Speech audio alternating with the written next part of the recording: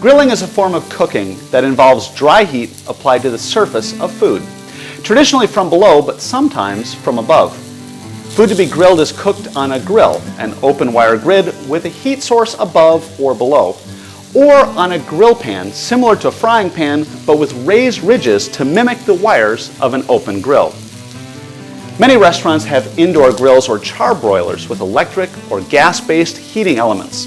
Some restaurants may even use charcoal or wood. Heat transferred to the food when using a grill is primarily through thermal radiation and some infrared heat, depending on the heat source. Heat transfer when using a grill pan or griddle is by direct conduction. When the heat source comes from above, we usually use the term broiling. In both methods, excess fat drips away from the meat. Because drippings are lost during grilling and broiling, they cannot be used to create a sauce. Thus, sauces made for grilled items usually do not require drippings. It is important that a grill be preheated. A cool grill causes meat to stick or tear. In addition, a clean grill is essential for keeping meat from sticking. When handling lamb on a grill, always use tongs that won't pierce the lamb or tear the surface, as this would cause the loss of juices. Grilled meat acquires a distinctive meaty aroma from a chemical process called the Maillard reaction. The Maillard reaction is very complex and generates complex and highly desirable aromas and flavors.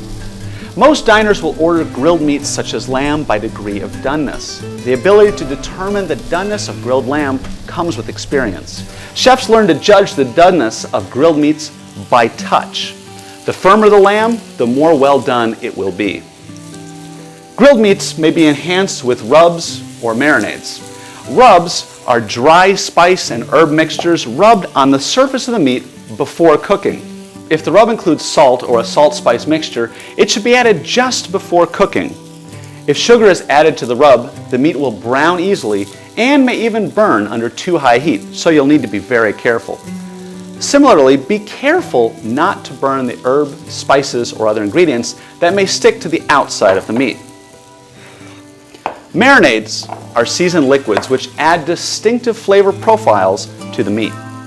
Marinades made with acidic ingredients will tenderize meats like lamb. Acidic ingredients can include citrus juices, vinegar, or wine. Many marinades contain different herbs, spices, and aromatic ingredients like onions, lemongrass, or garlic. You should drain the meat from the marinade and blot it dry before grilling. Remember that you should not marinate in a reactive metal container, as the acidic mixtures may react with the metal. Also remember that for food safety reasons, you should discard any remaining marinade as it has been in contact with raw meat. Grilling is a popular technique used with American lamb, perfect for butterflied legs of lamb, shoulder chops, rack chops, loin chops, boneless sirloin, and ground lamb. One of my favorite grilled lamb chop recipes is Moroccan spiced lamb chops. I'll be showing this recipe using both sirloin steaks and lamb loin chops, which are also called lamb T-bones.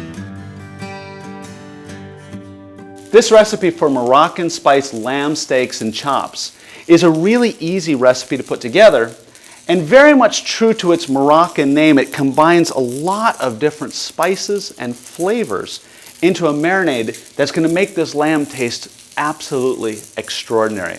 Let's put it together. It's really fast. Here we go. We're going to start with some olive oil, put it into the bowl, and then we put lots of different flavors in. So here we go. Ready? Sweet paprika. Toss that into the oil. I have ground up cumin, ground black pepper, some ground coriander. Again, lots of different spices here because we want a very complex flavor profile. I'm going to put in some chopped up or minced up raw garlic into our marinade, and then more spices go in. So I have some cayenne. A little bit of heat is going to be fantastic in this. And to build up that flavor profile, this is some ground ginger and a little bit of saffron. It doesn't take much because the saffron's powerful. Into that, a little bit of ground cinnamon, lemon zest. Again, that's just the outside of the citrus without the white part, which is bitter. And then some honey, Doesn't take much honey, but that little bit of sweetness really goes a long way. And of course, when I'm grilling it later, you got to be careful of that honey because it will cause our chops to brown very, very nicely. A little bit of lemon juice, salt, and then lastly, I have right over here, these are some sesame seeds. And the sesame seeds, I sauteed them in a saute pan with no oil, just to bring out the color and the flavor and of course the smell. Be careful when you do this, don't cook it more than just this light brown color. In go the sesame seeds into this marinade. Again, lots of ingredients in the marinade. Comes together quickly, and once it's stirred up, now I'm ready to marinate the lamb. So I have right over here some beautiful American lamb loin chops. I'm just going to put those into the marinade. Once it's inside the marinade, it's important to coat the lamb completely because we want the flavors to infuse into the lamb.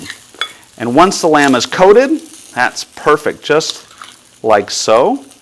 At this point, it goes into the cooler. I'm going to cover it, put it in the cooler.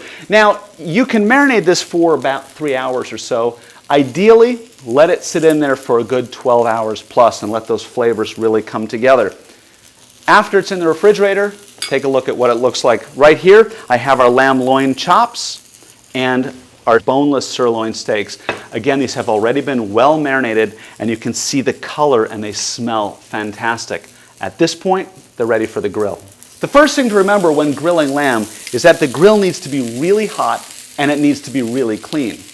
Once it's hot, then I can go ahead and put the lamb on. And in fact, if you look, these lamb chops are not very thick. And so we really have to have a nice hot grill to get the nice hot grill marks on the outside of the lamb. To test doneness, remember, I'm just going to press lightly on top of the meat to be sure that it's cooked to a rare, medium rare, whatever the customer wants. When it's done, as these are perfect right now. I'm going to take them and put them right on top of a bed of couscous.